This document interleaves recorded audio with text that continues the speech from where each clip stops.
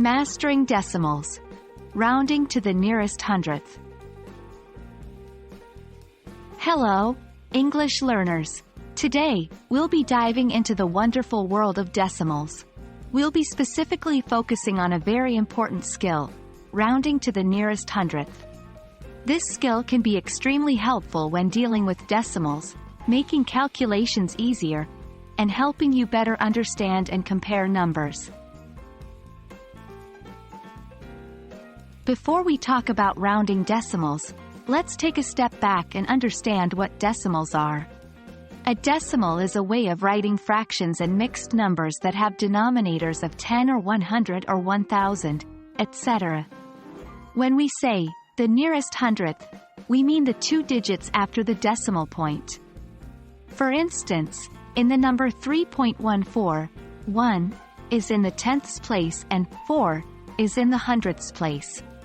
We're interested in the hundredths place for our discussion today. Rounding is a way of simplifying numbers to make them easier to understand and work with. When you round a number, you change it to the closest number that is easier to work with. Let's take the number 4.58 as an example.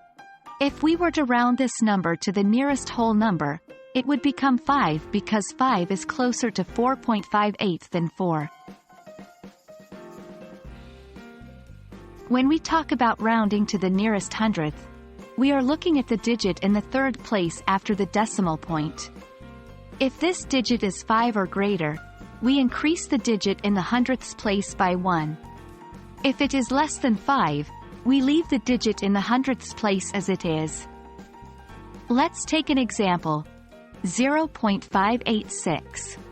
Here, the digit in the third place is 6, which is more than 5. So, we increase the digit in the hundredths place by 1. Hence, 0.586 rounded to the nearest hundredth becomes 0.59. Now it's your turn to try. What is 0.643 rounded to the nearest hundredth? If you said 0.64, you're correct. The third digit after the decimal point is 3, which is less than 5. So, we leave the digit in the hundredths place as it is.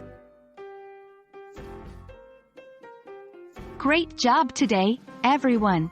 Rounding to the nearest hundredth is an essential skill that helps simplify numbers and make them easier to understand and work with.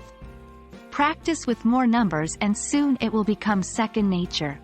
Thank you for joining, and keep practicing your English and math skills. Happy learning!